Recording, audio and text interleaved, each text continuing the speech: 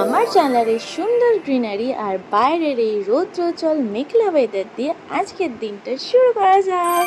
তো hello, welcome to tiny blog from my corner of the world. চলো চুটকি মেরে আমার বিছানাটা গুছিয়ে নিয়ে আমি চললাম ফ্রেশন আপ হতে, কারণ আমাকে যেতে হবে হসপিটাল। অ্যান্ড আজকে আমি লাল করে এসেছি। এরই মধ্যে শুনতে পেলাম বাইরে দাদা বাইকে স্টার্ট দিচ্ছে, তো আর কি, দাদার বাইকে চেপে যেতে হবে বাস স্ট্যান্ডে। আজকে আমি হাঁটবো না, তাই ছটাপট করে আমার টিফিনটা গুছিয়ে নিয়ে উঠে বললাম দাদার পক্ষীরাজে। আজকাল মেয়েদের মতো আকাশেরও মুড সুইং হচ্ছে, তাই কখনো দেখি রোদ আর কখনো দেখি বৃষ্টি। এই তো বাস স্ট্যান্ডে পৌঁছতে পৌঁছতে দেখি কোত্থেকে মেঘ জড়ো হয়ে 1 কিলো বৃষ্টি শুরু হতে শুরু করে দিল।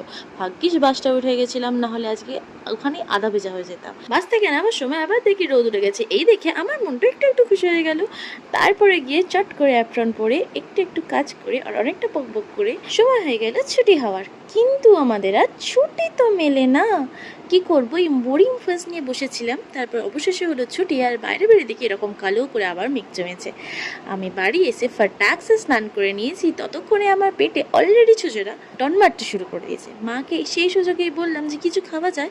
মা তো হাজার একটা লিস্ট বললো, কিন্তু আমার চটপাটা বাট হেলদি কিছু খাবার ক্রেভিংস লাগছিল।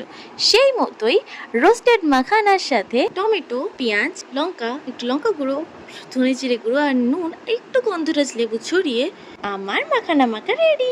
পছন্দ তো আয়া है यार, अच्छे कर्म का फल अच्छा ही होता है। ওপরে এসে দেখলাম পাশের বাড়ির যে হরিনাম সংকীর্তন, সেটা আমার জানলাতে দেখা যাচ্ছে। আমি একটু উকিঝুঁকি মেরে দেখে নিলাম।